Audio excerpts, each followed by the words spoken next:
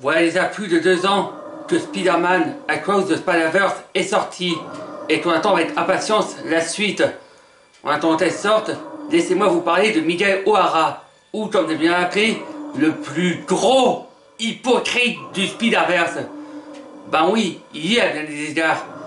Déjà, il rejette Miles Morales car il serait différent des autres Spider-Man du multiverse, et c'est même un discours conformiste.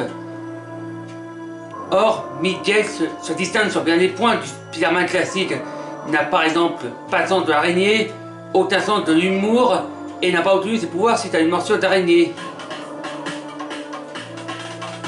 Il y a aussi la prétention de dire qu'il ne peut y avoir 2 Spider-Man dans le même univers, sauf qui est le Spider-Man de 2099, celui qui a vécu après Peter Parker et s'est servi de son ADN pour obtenir ses pouvoirs.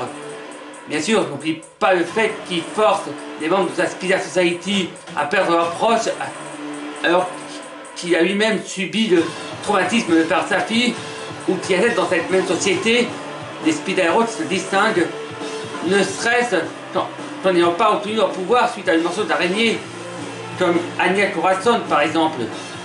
Après, le cri hystère depuis tout à l'heure, mais je ne dis pas qu'il est raté pour autant.